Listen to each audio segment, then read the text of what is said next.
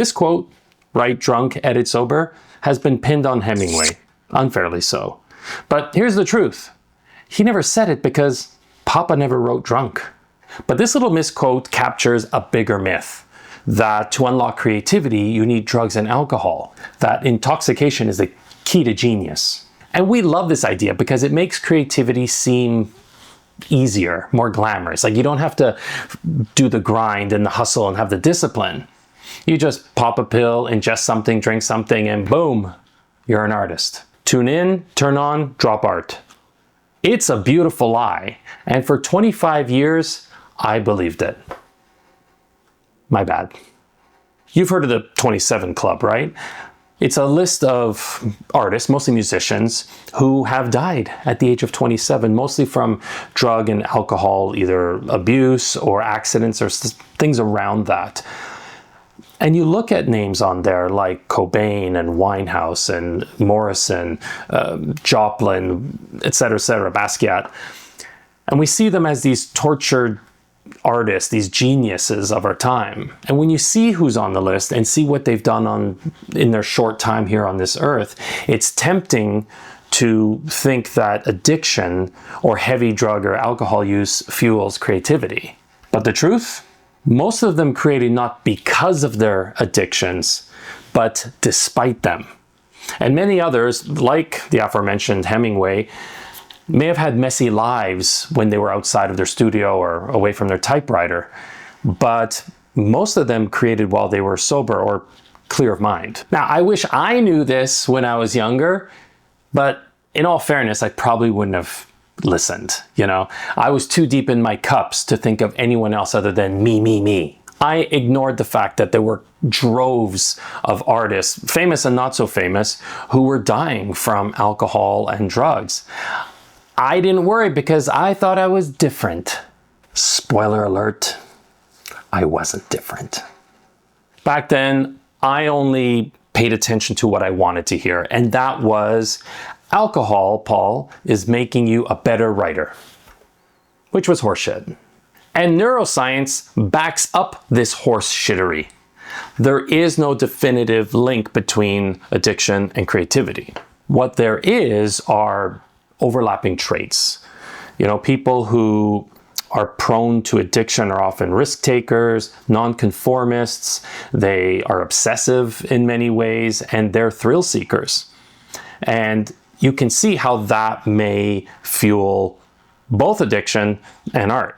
Both artists and those suffering from addiction can have, impulsive tendencies, are sensation seeking. They may have heightened passion and intensity. And sometimes you can see it in their eyes. And with these things in common, you can see why some artists feel that drugs and alcohol can be the perfect sidekick for creativity and building their art. Now, while those sound like a perfect 1-2, combo, sort of like tomatoes and basil or Han Solo and Chewbacca, the reality is that addiction, alcohol and drugs, do not enhance creativity. In fact, they hijack it. It dulls memory, it blunts cognition, it absolutely makes one obnoxiously self-absorbed, and it denies follow-through. Drugs and booze make you think that you can conquer the mountain while your feet are nowhere near it. It makes you think that you are creating at your best, but oh my friend, your brain is lying to you. It's the lyingest liar of all liars. All of them. And I know all this because I lived it. I experienced it. For years, I wrote drunk. I thought alcohol gave me an edge. And sure, there were times where the words did seem to flow a little bit more, kind of like how the wine and vodka would flow. But if I was truly honest with myself, and I wasn't back then, when I would look back at my work, I would see that it was at best mid. There may have been times where there were some good things that came out of it. And I would get some pats on the back from other writers and readers. And that fueled, like those moments, those touch points of recognition fueled the idea that drinking made me a better writer.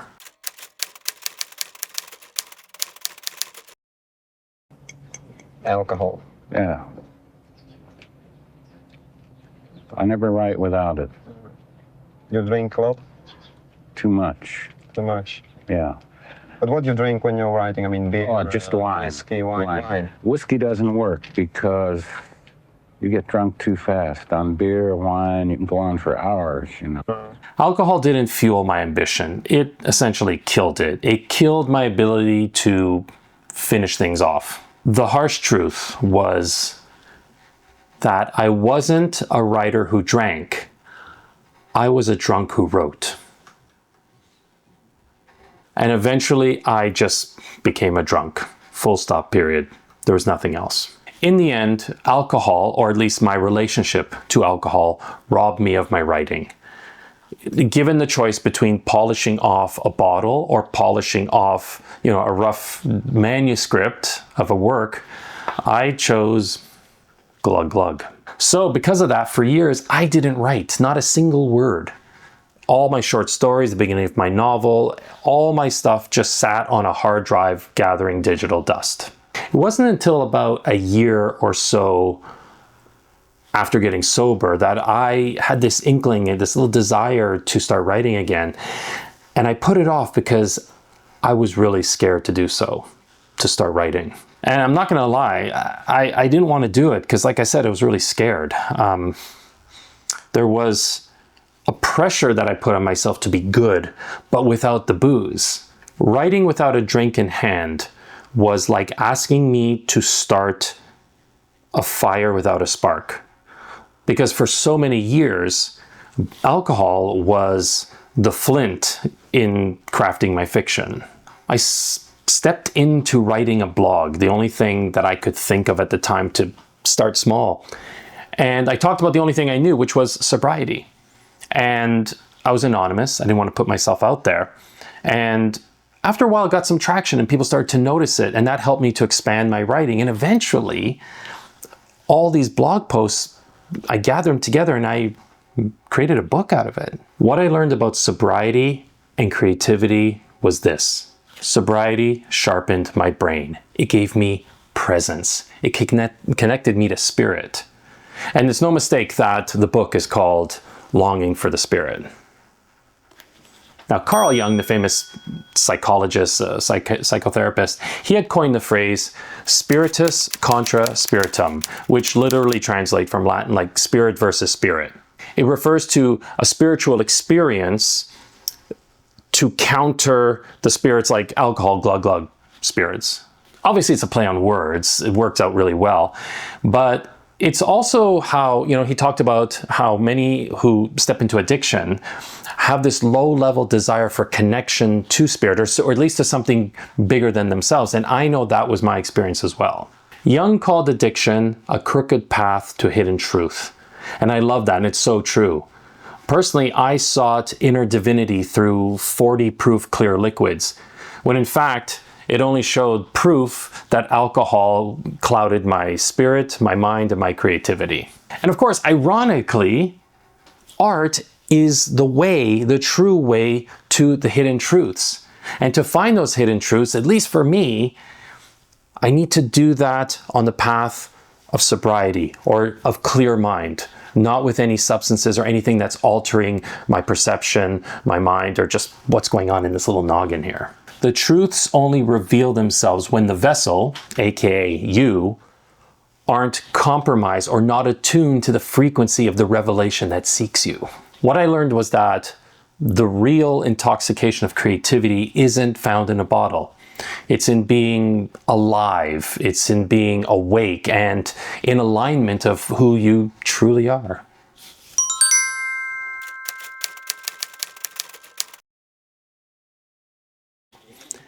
Now, I know there's going to be a lot of people who will disagree. I can see the comments already.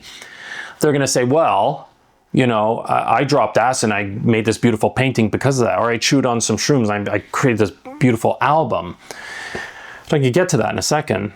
But needing these things to create that's the lie. You don't need those 2 dirty martinis to write that spicy scene in your dark romantasy. I feel like that's you just wanting them, and that's okay. There's no judgment. I mean, who am I to judge? And I'm not here to preach sobriety and etc. and just say you can't have this, you can't have. That's not what I'm talking about. If you want to have a little something something while you do your other something something, that's on you. It's up to you. But what I am trying to get the point across is that you don't need it, and that our brains will convince us that we do, but we don't. And, people will say, well, what about people like William Burroughs, a writer who was very tied into heroin, and his work was tied into, his lifestyle. We think of people like, Jackson Pollock or Hemingway, Tennessee Williams, Frank O'Hara, Jack Kerouac, all these artists, writers, painters, Van Gogh, who were known for not only so much their art, but also their lives outside art and how they enmeshed. And so we looked at them through a different lens, and sometimes we put them on a pedestal and say that's what I need to do to create the kind of art that they did. Again, that's what I used to think, at least. We remember the grandiosity and the incredible work they did, this addiction-fueled work. But what we often do, and this is what we do for those who suffer from addiction, is we romanticize the one part, but we conveniently forget the other stuff. I mean, Burroughs shot his wife while they were both drunk playing a game. Williams OD'd. Pollock died in a car crash. I think he was drinking and driving. Hemingway took his own life. Kerouac died of cirrhosis. We kind of forget those because we're so enamored by, again, the glamorous view of their art tied into their addictions. And we can go down the line. We can go back again, the 27 Club, and the tens of thousands, hundreds, I don't know. I don't have a number. But the amount of artists, again, well-known and not so well-known, who have left this earth way too soon. And we never got to hear the songs or read the poems or experience the films that they may have created because of their heavy substance abuse or addiction to them. For every artist who might get something done despite their substance use, there are there are droves of artists who are silenced because of it. I want to share a quick story on someone I met in the online recovery community. His name, I'll just call him Dan. Dan was a single father, and he had this beautiful 3-year-old son, and Dan just doted over him, rightly so. I mean, this kid was the center of his life, and Dan was a fiercely loving and kind father. Dan was an artist in all ways. He did mixed medium, he did merchandise, like I bought mugs and t-shirts from him. He had a podcast, and he had this incredible southern drawl, Sam Elliott, raspy kind of, buttery delivery that elevated his podcast. He was a poet. He did so much. I even commissioned a work of art from him. It was, I think, about Leonard Cohen. Anyways, he was doing well, and he was gaining a lot of attention. But, something happened along the way, and I'm not quite sure, but, definitely he disappeared for a bit. Messages were unread. Commissions weren't being delivered. And I can't confirm, but I feel the pressure. I feel like the pressure that came with all of that and providing for his son and all that may have brought him back to old ways of doing things, old habits. Again, I can't confirm, but people who have been through addiction, the ringer, we kind of have a spidey sense about others who might be suffering. But it wasn't long before we heard about his untimely death. And it was really sad, and that, for me, I remember at the time, I think I had a few years sobriety, it really helped to cement the path that I was on, that I didn't want to be silenced in my own work and creativity, because we all, as artists, we create for ourselves, but obviously we want to connect to others, but we need our voice. We need to be here and present. And Dan, unfortunately, he was no longer here to share his voice. Dan's passing really showed to me that how important it was for me to stay on a path of health and wellness, not only for myself and my family, but also for my art, for my work. And it's worked for me so far, you know, with over 14 years of continuous sobriety. It's helped me to gain and maintain my creativity and my life and my art. So speaking of, how does sobriety support creativity? Let's look at that.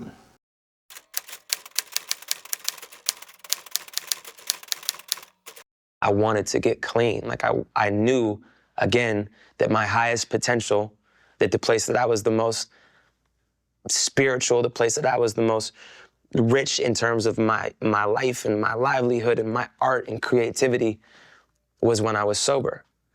When I got sober, I started writing even better shit. I'd go in a room with 4 guys and say, we're going in to write a hit.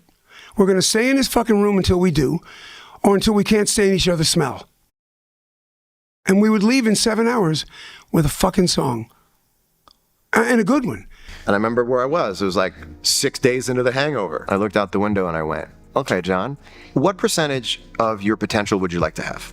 And there's no wrong answer. What is it? And I went, 100. And then the voice in my head said, okay, do you know what that means? And I went, we don't have to talk anymore. I get it. Let's go. And that next year, I did 4 tours. I was in 2 bands. Yep.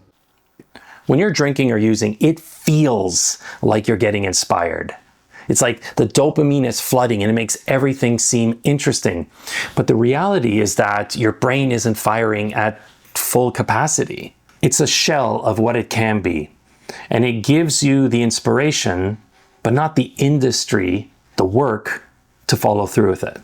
And recovery flips that. Because all of a sudden now, you have clarity of mind. You can see the connections between all the ideas, and you can hold on to them long enough to create something from those connections. As I'm talking about this, there's a phrase from hockey. Yes, hockey, that comes to mind. And that is all Swedish and no Finnish. It's a play on words. We're doing a lot of that here, right? The play on words. And it refers to someone who has all the moves, but can't score. And addiction is kind of like that. You have all the razzle dazzle, but you can't put the puck in the net. You can't finish. Get it? What's been great for me in all these years of recovery is, you know, I think back to all the energy and the time wasted in, you know, either I was thinking about drinking, I was drinking, or I was recovering from drinking. And so the brain fog, the hangovers, all that stuff, that energy was just going right to the drinking and not to the creativity. When you're when you have clarity of mind, when you are healthy and well, you don't have to, that energy that would have gone to substances and the covering up and the lies and all that goes to the work. You can finish, you can actually bury the puck in the net. And it's not just about the discipline, it's also about the emotions, right? The emotional intelligence. Sobriety helps you to deepen your connection to creativity at an emotional level. You know, if you're using or drinking, you are either numbing your feelings or drowning in them. And sobriety helps to regulate your emotions. You can feel them, you can name them, and that can help transform your art. That energy goes into your art rather than chaos. And for me, and for many others who have gone through recovery, and it doesn't matter how you get into it, doesn't matter, what that has helped me is to really connect me to spirit. And because to me, creativity comes from source energy. It's all the source. I'm getting woo, I'm sorry. I'm not sorry. And I was numbing out because a part of me was afraid to tap into the source, to be my truest self, same as many others. There's a fear we have. People, artists, one thing that artists and people who suffer from addiction have very much in common is we're very sensitive. And so sometimes it's too much, and so we have to shut things down. And being able to connect to spirit has allowed me to, it's the opposite of shutting down. It's opening up, it's being expansive. And so there is a connection for me to spirit, to self, the inner divinity. And man, coming from that place, how can you not create great stuff, like for yourself at least, like to really express yourself creatively? You know, substances can give you bursts of looseness, I guess, but it's not sustainable. You know, and again, we go back to the 27 Club and all that, and people like, we glamorize that, you know, going out in this blaze of glory. And if you have to ask yourself, what would I rather do? I'd rather be able to sustain and build and create more art and build upon itself, rather than die this awful death for the sake of romanticizing a notion that really isn't helpful to anyone. Stephen King, who's been sober for I think at least 30 years, once said, the idea that creativity and substances are entwined is one of the great pop intellectual myths of our time. Well said.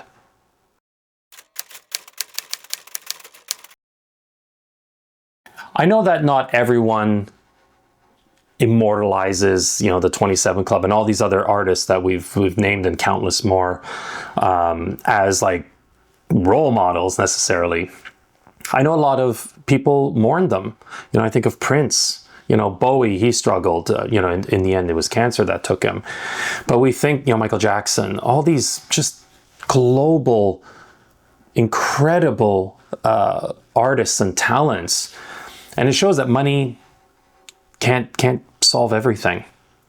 And we mourn them. At least I do. When people leave us, what we'd deem too soon, we think about the art and the music and the poetry and all that went to the grave with them. And so I just say this because not everyone romanticizes them. I think a lot of us realize that it's tragic. As a writer, I romanticized the you know, writing in the cabin, decanters of whiskey nearby, and using that as fuel. Isolation and addiction, they go together. And so of course it's beautiful to think of that, thinking I would be a better writer, but that's the opposite of what I need. What I need is connection, and to be with others and around others who are also creating, and people who are receptive and spirit and source, all of that. It's about connection. I like to think about all the people who have either always been sober or who have recovered from heavy use of substances or, you know, even addiction. I think of anyone from either Elton John or Eminem, you know, playing to sold out stadiums around the world, to a single mother of two, you know, who's sketching while the kids are napping. You know, the work is getting done. And that's the most important thing. So if you're a creative who feels that being sober or working sober or just being clean and clear while you work, if you feel like that is going to actually dull your creativity, please let me be the first to tell you that it won't. Your creativity does not need your self-medicated self-destruction. It needs your presence. So stay present. You and your work deserve it. And so do we. And so you just stay alert, do your work, don't worry about the world going by. It doesn't mean that you can sit around and not do anything. You've got to get your butt in gear and do it. And don't take no for an answer. Translate those ideas to cinema or to a painting or to whatever. And figure out a way to get it done. And if you are struggling with your creativity, trying to finish that thing that you started, whether you're in recovery or not, doesn't matter. This is the kind of thing that I do. I help others with. Check out the link in the description where you can book a call free, where we can talk about what it is you're looking to get out of your work, what is impeding you, and maybe how we can work together so I can help you finish the damn thing. And if this helped you in any way, shape, or form, please consider subscribing, liking, commenting, sharing. This has been The Creative Alchemist.